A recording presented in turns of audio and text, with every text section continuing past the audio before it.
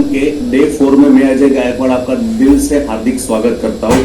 और सभी लोग आज चैट बॉक्स में लिख के बताएंगे आप कितने एक्साइटेड हो, क्योंकि आप 3 दिन मास्टर क्लास अटेंड किए, आज डे 4, आप कितने एक्साइटेड, आपके एक्साइटमेंट लेवल चेक करूंगा चैट बॉक्स में। Are you excited? Full excited, full excited, full excited. Thank you so much, thank you so much दोस्तों। तो सभी लोग मुझे आप जानते हो, मैं मेरा इंट्रोडक्शन नहीं दूंगा आज। तो टू द सेशन हम बात करेंगे आज की। आज जो मैंने आपको टॉपिक चूज किया है वो है 6 प्रिंसिपल ऑफ सक्सेस। ठीक है, बिजनेस का जो 6 प्रिंसिपल है उसके बारे में हम बात करेंगे। और ये 6 प्रिंसिपल इतनी डीपली मैंने आपको डिलीवर करूंगा जहाँ से आपके बिजनेस को 100% ग्रोथ मिलने वाली है। राइट, तो हम सेशन को स्टार्ट करते हैं दोस्तों। नेटवर्क बिजनेस में सफल होने की 6 जरूरी बातें, नॉट इवन नेटवर्क बिजनेस, जो आज मैं आपको 6 बातें बताऊंगा। ठीक है, आप आपके कोई भी फील्ड में, अगर आप जॉब कर रहे हो, आपका कोई ट्रेडिशनल बिजनेस कर रहे हो, या आप कोई प्रोफेशन में, आप सीए हो, डॉक्टर हो या एडवोकेट हो, कोई भी प्रोफेशन में अगर आप काम कर रहे हो, ठीक है, अगर आप 6 बातें इंप्लीमेंट करते हो आपके अंदर, तो दुनिया की कोई ताकत आपको आपके फील्ड में सफल होने से रोक नहीं पाएगी। राइट, लेकिन आज हम ई बार्टर बिजनेस कर रहे हैं, नेटवर्क मार्केटिंग बिजनेस कर रहे हैं। ये 6 बातें अगर हम हमारे बिजनेस में इंप्लीमेंट करते हैं, उससे हमको क्या फायदा मिलता है, ठीक है, उसके बारे में हम डीपली बात करेंगे। तो सेशन को हम स्टार्ट करते हैं। स्टार्ट करने से पहले हम एक स्टोरी से हम उसकी शुरुआत करेंगे। दोस्तों, हम सबने अकबर और बिरबल की स्टोरी सुनी होगी। राइट, तो हम जब बच्चे थे तो बहुत सारी स्टोरियां हमने किताबों में पढ़ी है, और ऑलमोस्ट हमने उसकी बहुत सारी मूवी भी और वीडियोस के माध्यम से भी इसकी स्टोरी सुनी है। तो स्टोरी ऐसी है दोस्तों कि अकबर जो होता है, यानी जो राजा होता है, उसकी सेना में बहुत सारे हाथियां होते हैं, बहुत सारे हाथी। ठीक है, और उन्होंने क्या किया, उन हाथी को ट्रेन किया युद्ध में जाने के लिए। यानी 40-50 हाथी अकबर के पास थे। उन्होंने उन सारे हाथी को ट्रेन किया कि जब युद्ध में जाते हो तो किस तरह से हमला करना होता है, ठीक है, किस तरह से अपने आप को प्रोटेक्ट करना होता है, किस तरह से बहुत सारी सेना के साथ लड़ा जाता है। A to Z ट्रेनिंग ये सारे हाथियों को अकबर ने दिया था। राइट, जैसे समय बीतता गया, समय बीतता गया, समय बीतता गया, उन 40-50 हाथियों में एक हाथी ऐसा था जो युद्ध कला में बहुत निपुण था, जिसने सबसे ज्यादा युद्ध जीते थे। जब भी वो हाथी युद्ध में जाता था, अकबर 100% वो सारे युद्ध जीते थे, और अकबर का सबसे ज्यादा प्रिय वो हाथी था। और उस हाथी को जैसे समय बीतता गया, वो हाथी हो गया बूढ़ा। राइट, तो जैसे एक रूल होता है कि जो हाथी बूढ़ा या कमजोर हो जाता है उसको युद्ध में नहीं भेजा जाता, उसको अपने जंगल में छोड़ दिया जाता है। राइट है, क्या किया, उन सारे हाथी को, जो बूढ़े हो गए थे, जो कमजोर हो गए थे, उन सारे हाथी को अकबर ने जंगल में छोड़ दिया। लेकिन एक हाथी जो था, जो उसका सबसे ज्यादा फेवरेट था, जो योबर के साथ, ठीक है, तो अकबर ने ये सोचा कि इस हाथी को न मैं जंगल में नहीं भेजूंगा, मैं उसको अपने पास रखूंगा। ठीक है, उसने उसको सारी फैसिलिटी देनी चालू कर दी, अच्छा खाना, अच्छा एक रहन सहन, सारा बूढ़े हाथी के साथ। लेकिन और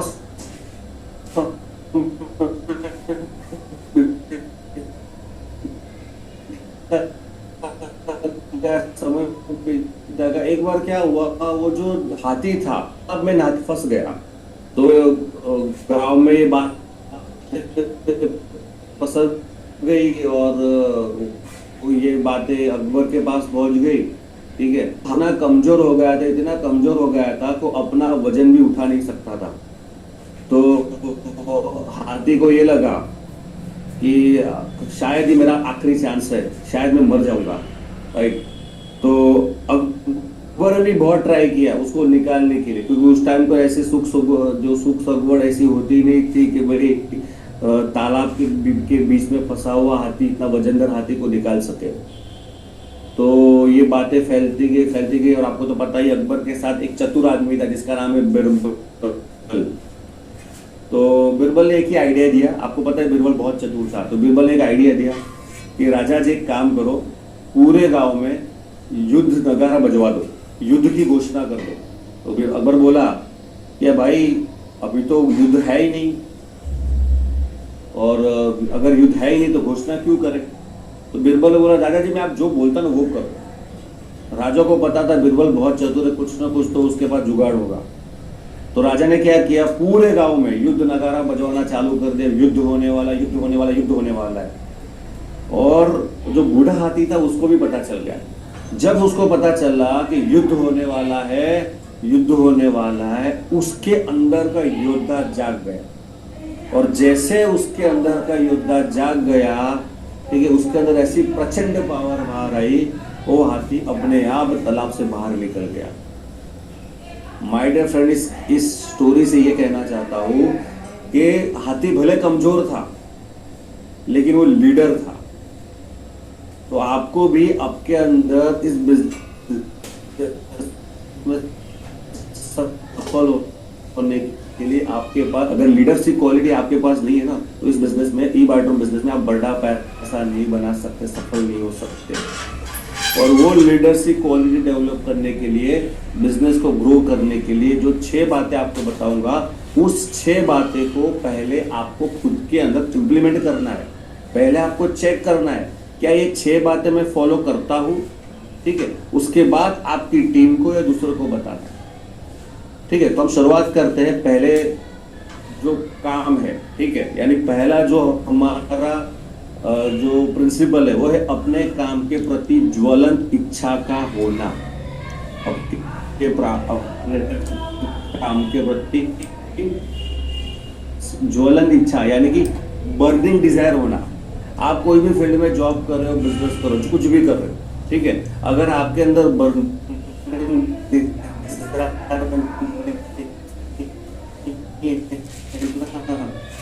तो आप काम नहीं कर पाओगे या उस काम को नेक्स्ट लेवल के ऊपर आप जा नहीं पाओगे। आप कितनी भी अच्छी आपकी जॉब क्यों ना हो, लेकिन उस जॉब के अंदर आपका बर्निंग इंक्रीमेंट भी बड़े महानो भी हो, लेकिन बर्निंग डिजायर नहीं होगा तो काम आपका नहीं होगा। अगर हम ई बार्टरूम बिजनेस कर रहे हैं तो खुद को ये सवाल पूछो अपने आप को कि आप कितने आपके अंदर डिजायर है, आपके अंदर कितनी ज्वलंत इच्छा है इस बिजनेस को करने की। आप आपका डेली रूटीन चेक करो, आप देखो आप कितने प्लान शो करते हो, आप देखो आप इस बिजनेस को बड़ा करने के लिए क्या क्या कर रहे हो और कितनी डिजायर से कर रहे हो। जब तक आपके अंदर बर्निंग डिजायर नहीं होगी ना, तो आपकी कोई भी इच्छा काम नहीं करेगी, क्योंकि हमारे बिजनेस में सबसे इंपॉर्टेंट होता है बर्निंग डिजायर। दोस्तों, तो बर्निंग डिजायर से मैं मेरा स्टोरी शेयर करता हूँ। जब मैं इस बिजनेस के अंदर आया ना, यानी ई बार्टरूम बिजनेस के पहले, यानी कोविड के पहले मेरा फाइनेंस का बिजनेस था और उस फाइनेंस के बिजनेस में 100% लॉस में मैं चल रहा था, ठीक है। और क्या था कि मैंने बहुत सारे कर्ज लेके रखे थे। देखो, कर्जा तो सबका होता है, आपका भी होगा, सबका होगा, ठीक है, लेकिन मेरे कर्जे जो थे ना, मेरी हैसियत से ज्यादा थे। यानी समझ के चलो, मैं 50,000 रुपये कमा रहा हूँ, 60,000 रुपये EMI भर रहा हूँ, ठीक है। 60,000 EMI नहीं था, मैं 47-48,000 के हर महीने EMI भर रहा था पिछले 2.5 से 3 साल से, ठीक है। और मेरे को है ना, मैं एक मौका ढूंढ रहा था कि काश मुझे कोई ऐसा मौका मिल जाए कि ये प्रॉब्लम से मैं बाहर निकल जाऊं, लेकिन वो मौका मिला नहीं। समय बीतता गया, समय बीतता गया, समय बीतता गया, कोविड आ गया। जैसे कोविड आ गया ना, तो मेरा जो भी ट्रेडिशनल बिजनेस था, जो मैंने सेटअप किया था, वो पूरा जीरो हो गया, क्योंकि लोगों के सिबिल स्कोर खराब हो चुके थे, तो बिजनेस हो नहीं पा रहा था। और बिजनेस नहीं हो पा रहा था तो जो मीटर था वो चालू था, जो daily monthly EMI, office rented, staff का जो खर्चा, वो सब चालू था, राइट। तो मैंने ये सोचा कि बिजनेस को बंद करना है, वापस हो गए जीरो। लेकिन वो तीव्र इच्छा अभी भी थी कि काश मुझे कोई ऐसी अपॉर्चुनिटी मिल जाए कि जिसके माध्यम से मैं सारे जो मेरी प्रॉब्लम, फाइनेंशियल प्रॉब्लम, उससे मैं बाहर निकल सकूँ। बचपन से लेके, यानी मेरे एक छोटा सा गोल भी था कि मेरा खुद का मुझे घर लेना है, ठीक है। तो ये सारी चीजें मेरी प्रबल इच्छाएं थी, और ये प्रबल इच्छाओं को पूरी करने के लिए मैं अपॉर्चुनिटी की तलाश में था, लेकिन वो अपॉर्चुनिटी कहीं दिख नहीं रही। वो बोलते हैं कि भगवान की मर्जी के बिना पत्ता भी नहीं हिलता, तो वो भगवान की मर्जी हुई, और मर्जी ऐसे हुई, मेरे सीनियर, मेरे जो बिजनेस पार्टनर है, जो मेरा अपलाइन है, ठीक है, जिग्नेश पटेल के माध्यम से मुझे ये अपॉर्चुनिटी मिली, राइट। और मिली भी कैसे, एक्सीडेंटली। हम दोनों एक जगह पर अचानक इकट्ठा हुए कोई और पर्पज से, उन्होंने मुझे बोला, उन्होंने अगले नेक्स्ट उसके अगले जो ई बैटर को बिजनेस को देखा था, राइट, और मुझे उन्होंने बताया, मुझे अच्छा लगा। मुझे अच्छा इसके लिए लगा कि मुझे ये क्लिक हो गया था कि अजय गायकवाड़, तेरी जो प्रॉब्लम है ना, जो पिछले जो 3-4 साल से उसको फेस कर रहा था और तू सोच रहा था कि इस प्रॉब्लम को निकालने का कोई रास्ता तो मुझे मिले, और रास्ता मुझे ई बैटर के बिजनेस प्लान में मुझे दिखा। वो एक पेड़ का 6,000 रुपया।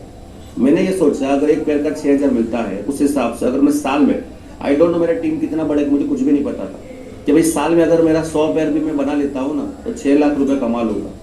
अगर ये चीज थोड़ा भी डुप्लीकेट होता है, 3 साल के अंदर मेरे सारे फाइनेंशियल प्रॉब्लम से मैं बाहर निकल सकता हूँ।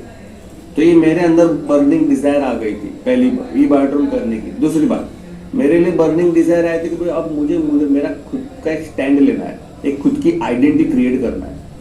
तो ये सारी चीजें एक ही जगह पर इकट्ठा हो गई, और मुझे अंदर से ऐसी आवाज आई कि अजय, तेरी जो भी प्रॉब्लम थी, या जो भी इच्छा है, या जो भी तेरी बर्निंग डिजायर है ना, इस बिजनेस से निकल सकती है। तो मैंने डिसीजन ले लिया, अब तो यही करना है और यही करना पड़ेगा, और यही बिजनेस जो है तेरी सारी प्रॉब्लम से अजय तेरे को निकाल सकती है। जब आप इस बिजनेस में जब डिसीजन लिया होगा ना, देखो माय डियर फ्रेंड, मैं आपको यही बोलता हूँ, आपकी बर्निंग डिजायर ही आपको आगे लेके जाएगी, राइट। तो बर्निंग डिजायर आपके पैसे कमाने की इच्छा को पैदा करता है।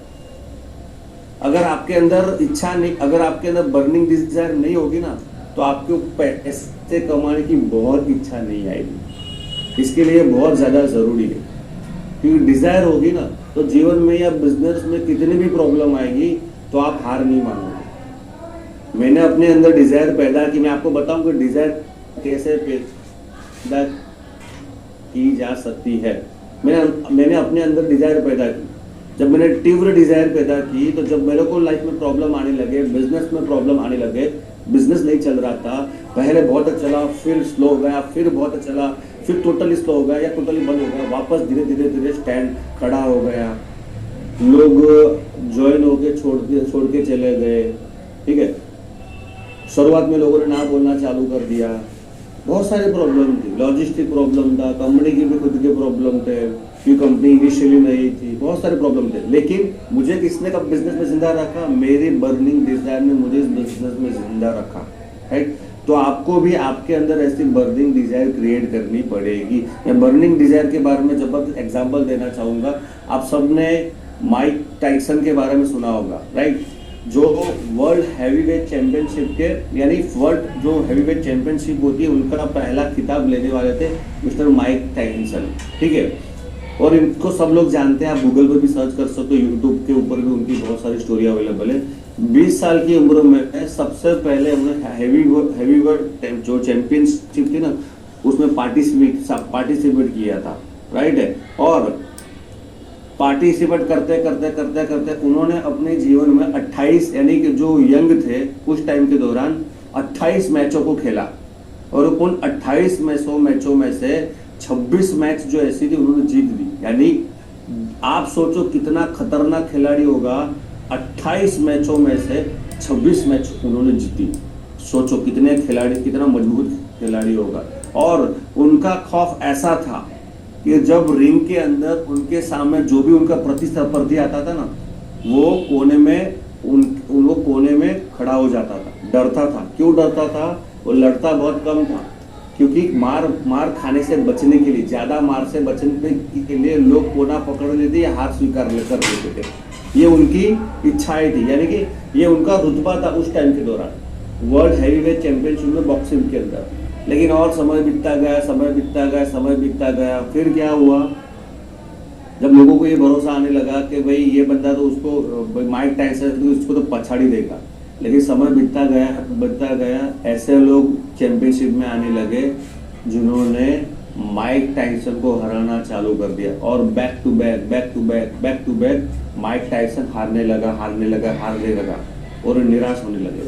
तो एक बार एक पत्रकार के साथ उसका इंटरव्यू हुआ, और बोला, यार दोस्त ये बताओ ऐसा क्या हुआ कि बैक टू बैक आपकी सारे चैंपियनशिप हारने लगे? ऐसा क्या हुआ, बताओ मुझे, दिल से बताओ।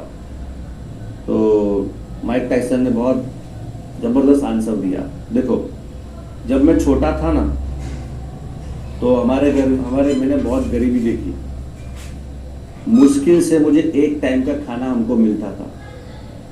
परिवार बड़ा भी था, ठीक है, कमाने वाला था भी और नहीं भी था, यानी जो इनकम आती थी ना, उससे कोई गुजारा चलता नहीं था। इसके लिए बचपन से मैंने एक बात सोची थी, कुछ भी हो मेरे को बहुत ज़्यादा पैसा कमाना है।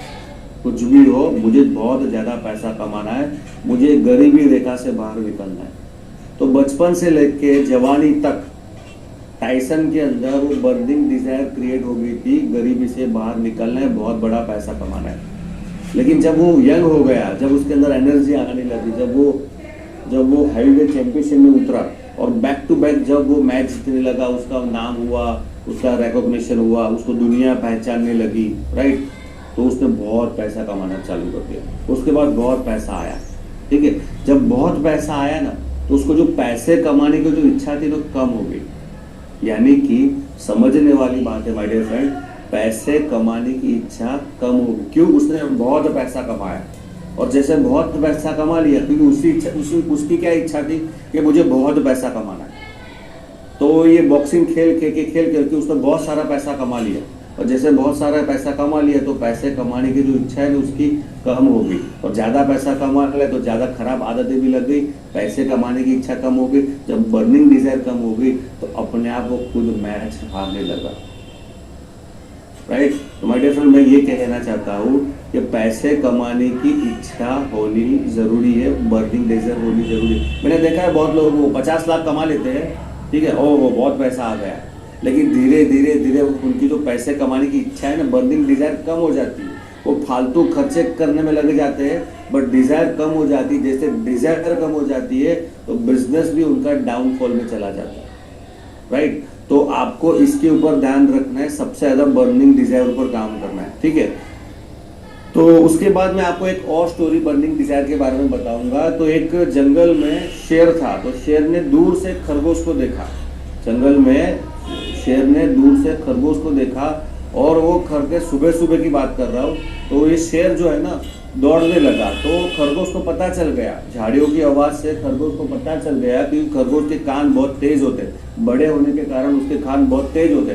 तो खरगोश दौड़ने लगा और उसके पीछे शेर भागने लगा। दोनों भागने लगे, और भागते भागते भागते जो खरगोश है ना, वो एक बिल में जाके छुप गया। भागते भागते खरगोश क्या हुआ, बिल में जाके छुप गया, ठीक है। तो बहुत टाइम शेर ने वेट किया, अभी बाहर आएगा, तो शेर थक गया। तो शेर बिल के नजदीक जाके खरगोश को बोलता है, भाई क्या हुआ ऐसा, मैं तेरे से इतना बड़ा हूँ, मैं तेरे से इतना ताकतवर हूँ, मेरे नाखून, मेरे पंजे देखो कितने बड़े हैं, फिर भी मैं तेरे से हार गया, फिर भी मैं तुझे पकड़ नहीं पाया, ऐसा तो क्या हुआ? मैं तुझे मारूंगा नहीं, मुझे खाली बता, ऐसा तो क्या हुआ कि मैं तेरे से हार गया? तो खरगोश बोला, महाराज ऐसा कुछ भी नहीं है, आपकी बात सही है, आप बहुत बड़े हो, आप बहुत ताकतवर हो, आपके सामने तो मैं बहुत कमजोर हूँ, आपके पंजे भी बहुत बड़े, फिर भी आप हार गए और मैं जीत गए। उसका कारण ये है कि आप एक टाइम के नाश्ते के लिए दौड़ रहे थे, आप एक टाइम के नाश्ते ब्रेकफास्ट के लिए दौड़ रहे थे, और मैं जिंदगी को बचाने के लिए दौड़ रहा था। माय डियर फ्रेंड, देखो खरगोश कितना कमजोर था, फिर भी वो ताकतवर शेर के सामने जीत गया। क्यों? क्योंकि उसकी डिजायर थी, मुझे जीना है, मुझे मेरी जिंदगी को मुझे बचाना है। उसकी बर्निंग डिजायर थी, उसके लिए वो कमजोर होने के बावजूद भी ताकतवर शेर के सामने जीत जाता है। ठीक वैसा ही अगर हम ई बार्टरूम बिजनेस कर रहे हैं, होता क्या है मार्केट में पता है, इतना इजी है थोड़ी जीवन में आगे बढ़ना। आप देखो मार्केट में 12, 15, 20 हजार की नौकरी करने के लिए लोग 10-12 घंटे की नौकरी करते हैं, 10-12 घंटे का काम करते हैं, ठीक है। और आप अचानक आते हो सिस्टम में, आपको करोड़पति बनना है, लखपति बनना है, हजारोंपति बनना है, कैसे होगा? उसके लिए आपके अंदर बर्निंग डिजायर को पैदा करना पड़ेगा। और बर्निंग डिजायर कहाँ से आएगी? गोल सेटिंग से आएगी। अंदर बर्निंग डिजायर आपको सोचना है कि मैं इस बिजनेस में क्यों आया, मेरे जीवन में मेरी क्या इच्छा है, मेरे परिवार की क्या इच्छा है, मेरे बच्चों की क्या इच्छा है, मेरी बीवी की क्या इच्छा है, मेरे परिवार के सपनों क्या है, आपके खुद के क्या सपने, उसको लिखना है। जब लिखोगे आपके सबकॉन्शियस माइंड में वो चीज चला जाएगा, तब जाके आपके अंदर वो बर्निंग डिजायर पैदा होगी। मैंने देखा है लोग कि सर भाई सेमिनार है संडे क्यों नहीं आते, सर शादी में जाना। समझो, बर्निंग डिजायर नहीं है, इसके लिए एक्सक्यूज दिया। भाई बूट कैंप में क्यों नहीं आते, सर सुबह उठा नहीं जाता, सर सुबह मुझे किसी के शादी में जाना है। ऐसे एक्सक्यूज लोग देते हैं। क्यों देते हैं? क्योंकि उनके अंदर बर्निंग डिजायर नहीं है, इच्छा शक्ति नहीं है। क्यों इच्छा शक्ति नहीं है? क्योंकि उनको पता ही नहीं है कि मुझे जीवन में क्या करना है।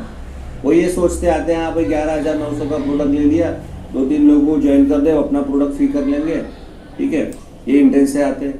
जब अपलाइन उनकी प्लान बताता है कि यहाँ से आप बहुत बड़ा पैसा कमा सकते हो, भाई अपलाइन ने पैसा कमा, ये बंदे ने पैसा कमा, मैं भी कमा सकता, ये सोच के आते हैं, ठीक है, लेकिन बर्निंग डिजायर कम होती है। तो जितने भी लोग सीनियर लीडर है, जब भी आप आपकी टीम में प्लान करते हैं ना, तो आपकी टीम के अंदर बर्निंग डिजायर को डेवलप करो। और बर्निंग डिजायर को डेवलप करने के लिए उनकी गोल सेट करो, उनकी इच्छाएं क्या है, उनकी ज़रूरत क्या है, ठीक है, उनसे लिखवाओ। ये सारी चीज़ आप करोगे तो टीम के अंदर बर्निंग डिजायर इच्छा होगी। और जिस दिन जिसके अंदर बर्निंग डिजायर आ गई, माय डियर फ्रेंड, कितनी भी नेगेटिविटी मार्केट में हो, कितनी भी आपके जीवन में डाउनफॉल हो, या कितने भी आपके विरोधी हो, आपको आपके बिजनेस को मिस ग्रो करने के लिए कोई रोक नहीं पाएगा। जो सबसे बड़ा इंपॉर्टेंट पॉइंट है बर्निंग डिजायर, तीव्र इच्छा को होना। दूसरा है समर्पित भावना, अपने काम के प्रति आपको समर्पित होना, ये सबसे ज्यादा इंपॉर्टेंट है। आप जॉब भी करोगे ना, या कोई भी बिजनेस करोगे, वो तभी चलेगा, या तभी आप तरक्की करोगे, तभी इंक्रीमेंट लोगे, तभी आपको पोस्ट बढ़ेगी, जब आप आपके काम के प्रति समर्पित होगे। एक एडवोकेट जो होता है ना, देखो 2 टाइप के एडवोकेट होते हैं। एक है कि जो ढूंढ रहे काम, भाई काम लो, मुझे कोई केस दे दो। और एक एडवोकेट होता है, उसके पास वेटिंग होता है। क्यों पता है? क्योंकि वो जो जिसके पास वेटिंग है, जिसके पास ज्यादा क्लाइंट बेस है ना, वो समर्पित है अपने प्रोफेशन के लिए। आपने देखा होगा 2 डॉक्टर जो होते हैं, दोनों सेम डिग्री, 2 डॉक्टर होते हैं, दोनों के पास सेम डिग्री होती है, सेम कॉलेज से पढ़े हुए होते हैं, लेकिन जो मार्केट में जाते हैं तो एक का क्लिनिक बहुत चलता है और एक का क्लिनिक नहीं चलता। क्यों है? कि जिसका बहुत चल रहा है ना, वो समर्पित है अपने प्रोफेशन के लिए, और जिसका डाउन चल रहा है, कम चल रहा है, वो समर्पित नहीं है। हाँ, वो कर रहा है, वो बिजनेस कर रहा है, बट समर्पण भावना उसके अंदर नहीं है, तो उसको डेवलप करनी पड़ेगी, ठीक है।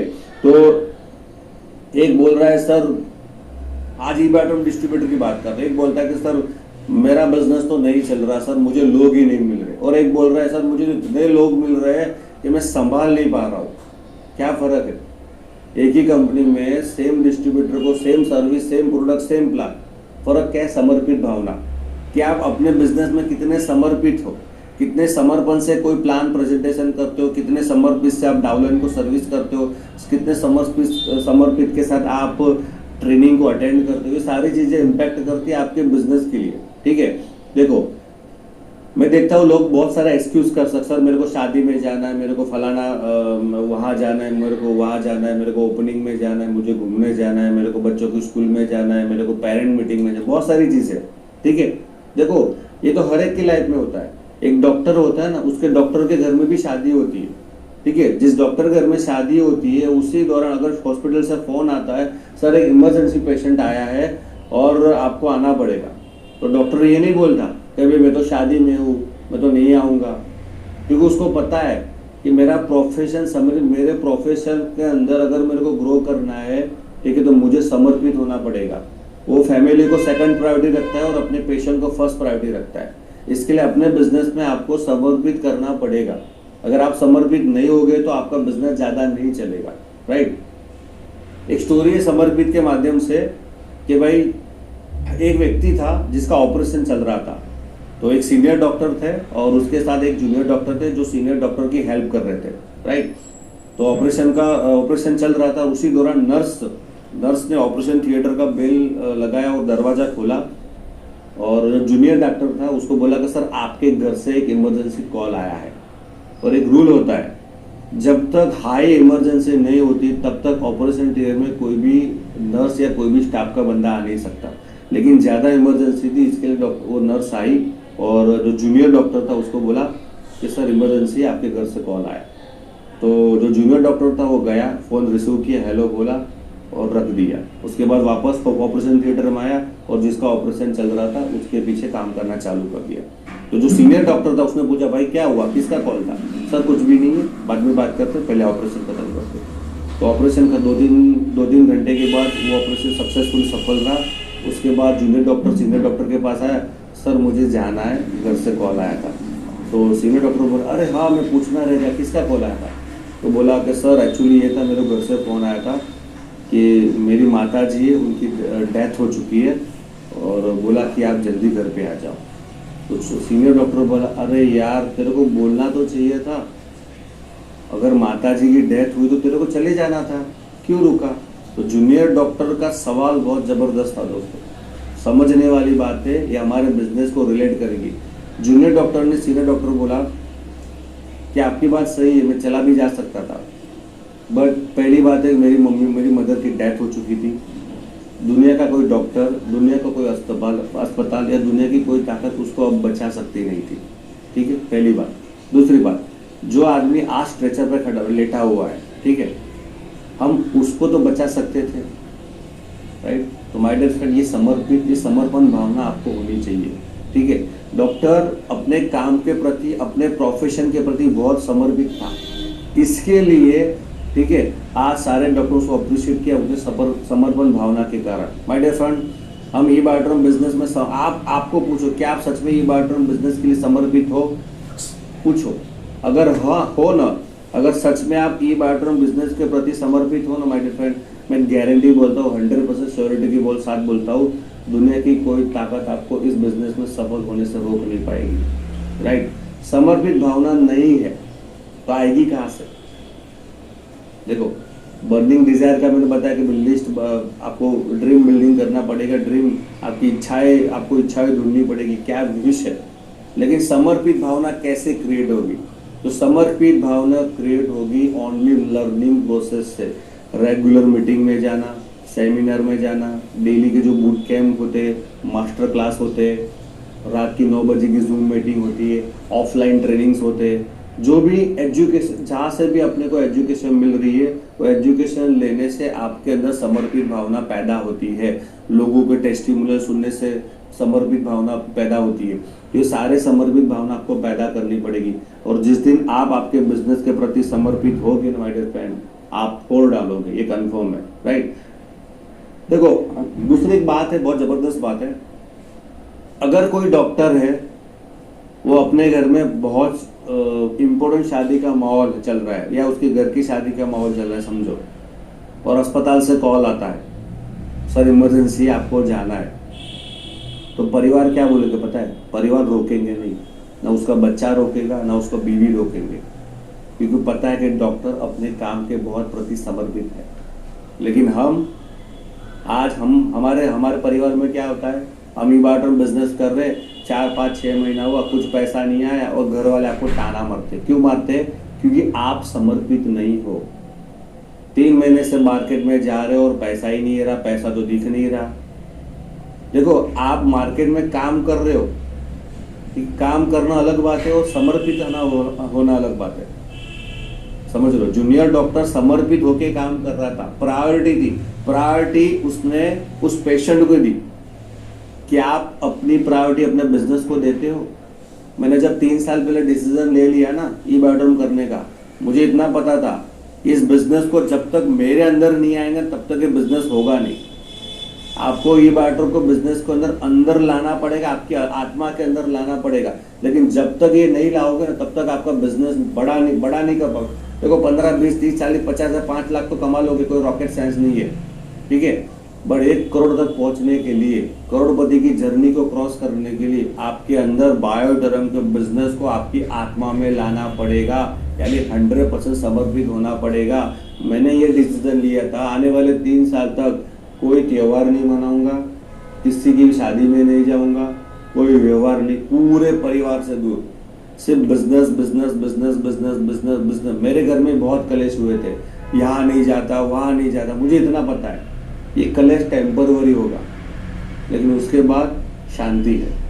तो मैं आपको बोलता हूँ, अगर आपकी लाइफ में ऐसा कुछ हो रहा है, ठीक है, घर में प्रॉब्लम चल रही है, घर वाले सपोर्ट नहीं कर रहे, माय डियर फ्रेंड, मैं बोलता हूँ, मैंने 3 साल बोल रहा था ना, मैं बोलता हूँ आने वाले 2 साल ई बार्टरों को बिजनेस को समर्पित कर दो। समर्पित का मतलब ये है कि फर्स्ट प्रायोरिटी आपका बिजनेस होना चाहिए, सेकंड प्रायोरिटी आपका फैमिली होना चाहिए, और थर्ड बाकी सारे।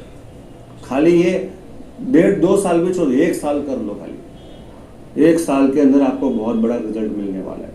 लेकिन समर्पित होने के लिए भी बहुत बड़ी गस चाहिए, इतना इजी नहीं है भाई। आप बाहर वालों से लड़ सकते हो, अंदर वाले से लड़ना बहुत हार्ड होता है, ठीक है। अगर कर डाला ना तो आप जीत गए, ठीक है। तो ये सारी चीजें सबसे इंपॉर्टेंट।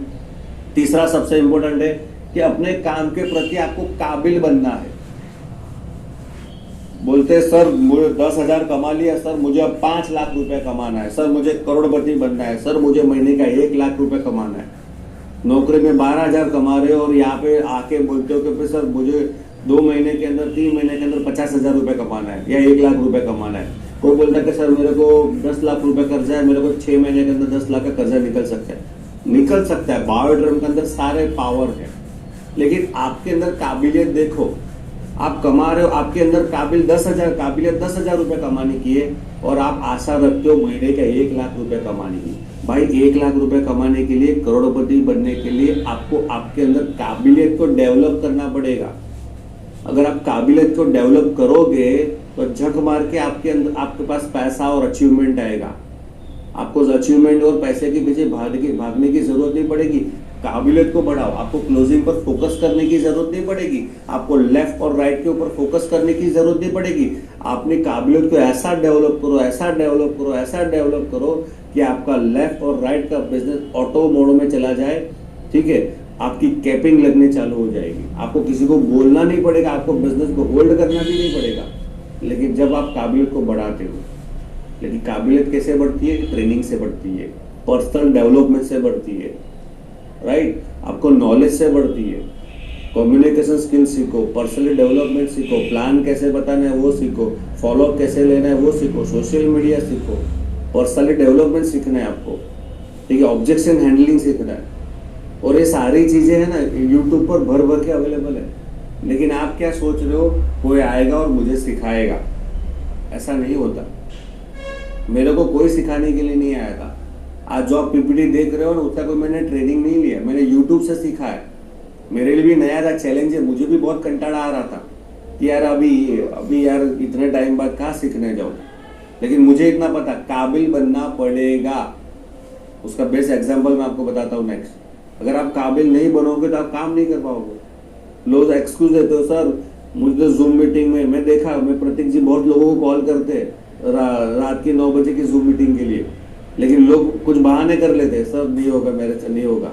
अरे जूम मीटिंग में 10 मिनट आप बोल नहीं सकते तो कहाँ से पैसा बड़ा कमा पाओगे भाई? तो उस हिसाब से काबिल तो बनो। सर मेरे को प्लान प्रेजेंटेशन नहीं आता, तो कहाँ से पैसा आएगा?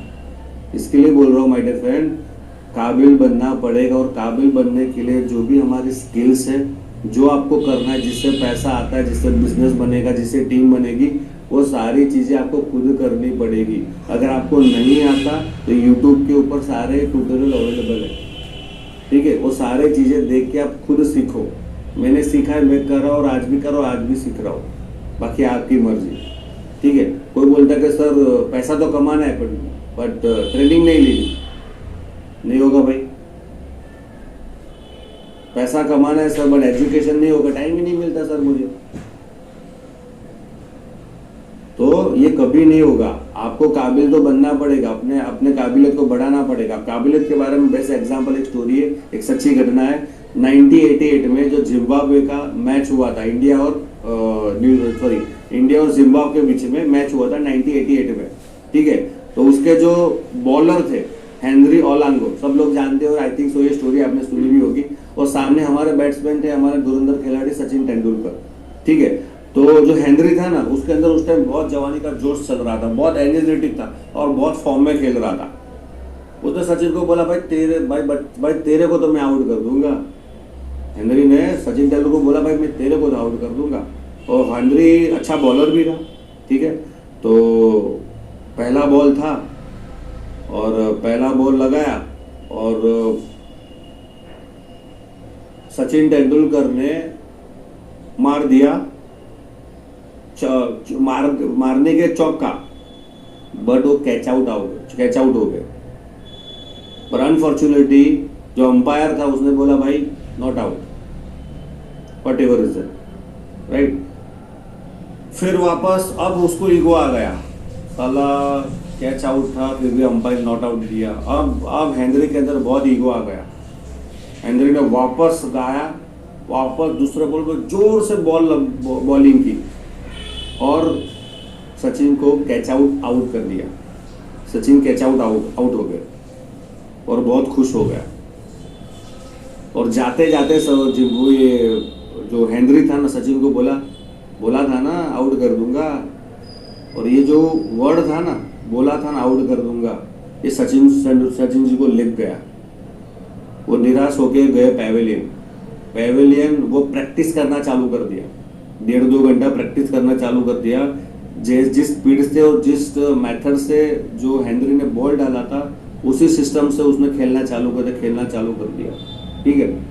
बाद बीतते गए 36 घंटे के बाद वापस एक मैच था, जिम्बाब्वे और इस अपना इंडिया का मैच था, ठीक है। तो सचिन ने वापस, और इस बार सचिन फुल तैयारी में थे क्योंकि उन्होंने 36 घंटे के बाद बहुत प्रैक्टिस किया था।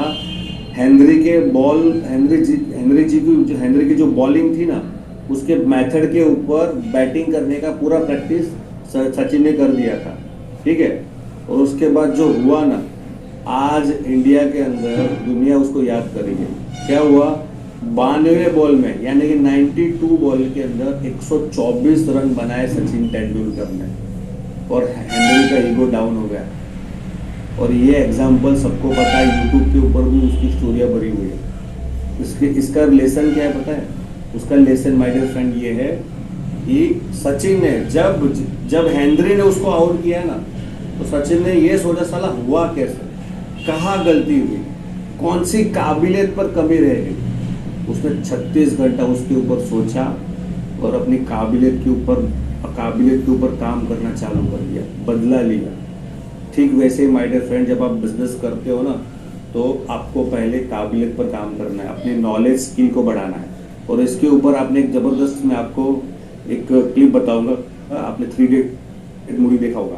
तो बिजनेस में काबिल बनना पड़ेगा। 3 इडियट मूवीज का एक 3 इडियट जो मूवी थी उसके अंदर एक ही कहना है, जो आमिर खान वो एक ही बोलता है, रणछोड़दार जो चांचड़ वो एक ही बोलता है कि भाई सक्सेस के पीछे मत भागो, अपनी काबिलियत को बढ़ाओ, सक्सेस झक मार के आपके पीछे आएगी।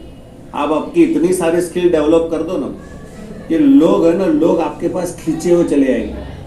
लेकिन हम क्या करते हैं, ना तो नॉलेज पर इन्वेस्टमेंट करते हैं, ना ट्रेनिंग पर टाइम देते, ना खुद के ऊपर इन्वेस्टमेंट करते, ना तो टाइम देते। फिर बोलते हैं कि भाई हमको बनना है करोड़पति। कैसे होगा भाई? पॉसिबल ही नहीं है दोस्त, ये पॉसिबल नहीं है। काबिलियत को बढ़ाओ, झक मार के पैसा तुम्हारे पास आएगा, राइट। चौथा जो है, अपने काम के प्रति कर्मशील या मेहनती बनना। बहुत जबरदस्त पॉइंट है ये। मैंने बहुत सारे ऐसे लोग देखे, और आपकी टीम में भी बहुत सारे ऐसे लोग हैं जिन्होंने पास के अंदर बहुत अच्छा काम किया, जो काबिल है, जिनको जूम मीटिंग करना आता है, जिनको ट्रेनिंग देना आता है, जो 1-to-1 के मास्टर है, जो पब्लिक स्पीकिंग के मास्टर है, जो फॉलोअप के मास्टर है, जिनको सारी स्किल आती है, बट काबिल है, बट वो कर्मशील और मेहनती नहीं है। दोनों में बहुत फर्क है। वो काबिल तो है बट कर्मशील और मेहनती नहीं है। क्यों मेहनती नहीं है? क्योंकि बट दिक्कत क्या है उन लोगों को कि वो लोग ये सोचते हैं कि भाई कहीं से मुझे डाउनलाइन मिल जाए, कहीं से ऐसे लोग मिल जाए जो अपने आप काम करना चालू कर दे। दूसरा दिक्कत क्या है उन लोगों को कि अपलाइन उनको एक साइड में सपोर्ट दे, यानी एक लेग उनकी अपलाइन चलाएंगे और दूसरी लेग वो चलाएंगे। ये ऐसे लोग होते हैं जिनके अंदर सारी कैपेबिलिटी है बट वो मेहनती और कर्मशील नहीं है। वो होप करके बैठे हैं, वो वेट करके बैठे हैं, कोई तो आएगा उनका बिजनेस चलाएगा। वो बैठे हैं अपलाइन के भरोसे, और साला अपलाइन उनके भरोसे बैठा है। समझ रहे हो बात? वो बैठे अपलाइन के भरोसे और अपलाइन उनके भरोसे बैठा है और वो वेट कर रहे हैं कभी तो कुछ अच्छा होगा, कहीं से लोग आ जाएंगे और ऑटोमेटिक जुड़ जाएंगे। ऐसा नहीं होता भाई, काम तो करना पड़ेगा, मेहनत तो करनी पड़ेगी। जब मैंने ई बायोटॉक करने का डिसीजन लिया, मुझे ऐसा लगा धंधा बहुत इजी चलेगा, प्रोडक्ट नया है मार्केट में, ऐसा प्रोडक्ट तो साला किसी ने सुना ही नहीं है, तो लोग तो फट के ले लेंगे। पर हुआ ही नहीं, उल्टा हुआ। 28 से 30 लोगों ने पहले ही ना बोल दिया। मुझे पता है, मैंने कल मेरे गैलरी में चेक कर रहा था, जब हमने ई बायोड्रम का पहला सेमिनार किया था तो हमारे 18 लोगों की लीडरशिप थी। अरे 18 लोग थे। तब कंपनी में बहुत सारी प्रॉब्लम थी, चैलेंजेस बहुत थे, ठीक है, क्योंकि न्यू बिजनेस था। तो हम 18 लोगों ने एक ग्रुप फोटो लिया था और मैं आज देखता हूँ ना, उन 18 में से 2 ही लोग हैं आज, बाकी के 16 लोग गायब हो गए। क्यों पता है? वो उनके अंदर काबिलियत तो थी बट कर्मशील मेहनती नहीं थे। प्रोडक्ट का रिजल्ट नहीं है क्योंकि सिस्टम तो नया था, तुरंत तो रिजल्ट आएगा नहीं। कंपनी का तो अभी इंफ्रास्ट्रक्चर का ठिकाना नहीं है, नहीं थी कंपनी, स्टार्टअप हो रही थी यार। माइक्रोसॉफ्ट भी गैरेज से शुरुआत हुआ था, कंपनी का कोई लीगल स्टेटस नहीं है, कुरियर जल्दी आता नहीं, प्रोडक्ट जल्दी मिलती नहीं है, ट्रेनिंग नहीं होता, जूम मीटिंग नहीं होती, प्रोडक्ट ट्रेनिंग कुछ भी नहीं था। तो मैं मानता हूँ वो चैलेंज था और बहुत बड़ा चैलेंज था, लेकिन मुझे इतना पता है जो चीज़ आपको चैलेंज करेगी वही तो आपको चेंज करेगी। तो उन्होंने चैलेंज एक्सेप्ट नहीं किया, हमने चैलेंज एक्सेप्ट किया। तो हम पुराने में से हम 2 ही लोग हैं, मैं और मेरे बिजनेस पार्टनर। तो कहने का मतलब है सारे लोग कर्मशील, काबिलियत है, सब कुछ दुनिया भर का नॉलेज है नेटवर्क मार्केटिंग का, बट वो कर्मशील और मेहनती नहीं होते। तो एक चौथा पॉइंट आपको ध्यान रखना है सबसे ज़्यादा, राइट है। और इसके ऊपर इसके अंदर एक पॉइंट मैं ऐड कर रहा हूँ कि कहीं पे मैंने पढ़ा था एक बुक किताब में कि आपके जीवन में नेटवर्क के दौरान ऐसा एक मोड़ आएगा, आपके जीवन में नेटवर्क करते करते ऐसा दौर आएगा कि ऊपर भी शायद एक स्टूपिड आदमी मिलेगा आपको और नीचे भी आपको एक स्टूपिड आदमी मिलेगा। भले वर्ड थोड़ा कड़वा है बट मैं आपको बताऊंगा इसका सारांश क्या है। स्टूपिड यानी कि बेवकूफ। यानी किताब में ऐसा लिखा था कि जब आप नेटवर्क मार्केटिंग बिजनेस करते रहते हो कुछ टाइम बाद एक ऐसा टाइम भी आता है जब आपकी ऊपर में भी एक बेवकूफ इंसान आपको मिलता है और नीचे भी आपको एक बेवकूफ इंसान मिलता है। और कभी कभी और उसके बाद होता क्या है, उन दोनों ऊपर वाला बेवकूफ और नीचे वाला बेवकूफ की गलती के कारण आप बिजनेस छोड़ देते हो। समझ रहे हो आप? ऊपर वाले की गलती और नीचे वाली गलती के कारण आप ये सोचते हो यार अपलाइन ऐसा है, डाउनलाइन ने भी ऐसी निकली, इतना मेहनत किया, इतना उनके पास खून पसीना मेहनत किया, पैसा बहाया और आज काम नहीं कर रही। समझ लो ऐसा होगा आपके साथ। तो उसका मतलब ये समझना, अगर आपने बिजनेस छोड़ दिया ना तो आप भी बेवकूफ। दूसरों की गलती के कारण हम क्यों बेवकूफ बने भाई? समझो बात को। और ऐसा होगा आपके साथ, ऐसा आपको लगेगा कुछ टाइम के बाद। ऊपर वाला फोन ही नहीं करता, सपोर्ट ही नहीं करता, देखता भी नहीं है, और नीचे वाले आलसी है, काम नहीं करते, और आप बिजनेस छोड़ दोगे। गलतियां दोनों ने की। तो ऐसा आपको करना नहीं है, आपको चीजें ध्यान रखनी है, राइट। और उसके बाद जो मेन पॉइंट है, अपने काम के प्रति नेक नियत का होना। अपने काम के प्रति नेक नियत का होना, उसमें सबसे पहला पॉइंट आता है पैसे का लेन देन। माय डियर फ्रेंड, ये नेटवर्क में बहुत ये काम ज़्यादा होता है। वैसे कोर जो कोर लीडरशिप है, कोर ट्रेनिंग में ये बोला जाता है कभी भी नेटवर्क में पैसे का लेन देन करना नहीं चाहिए। अगर आपने गलती से भी किया होगा, और जितने भी डाउनलाइन से जितनी भी आपकी टीम है जो अभी सुन रही है, जिसने भी ऐसा किया हो, तो वो जो लेन देन का पैसा है क्या आपने उनको वापस दिया, ये आपको याद रखना। आपके अपलाइन ने कभी आपको हेल्प किया होगा पैसे से, XYZ रीजन, ठीक है, क्या आपने उनको वापस दिया? आप अपने आप को सवाल पूछो। माय डियर फ्रेंड, अगर आपकी नीयत साफ होगी ना तो लक्ष्मी जी का आशीर्वाद आपको मिलेगा। अगर नीयत आपकी साफ नहीं होगी ना, आपकी नीयत ऐसी कि लेकिन कर्म का सिद्धांत ऐसा है, घूम फिर के वही चीज आपके पास आ जाएगी। ये कंफर्म है, याद रखना ये बात मेरी। तो पैसे का लेन देन आप कभी भी किसी के साथ करते हो, मैं तो बोलता हूँ नहीं करना चाहिए।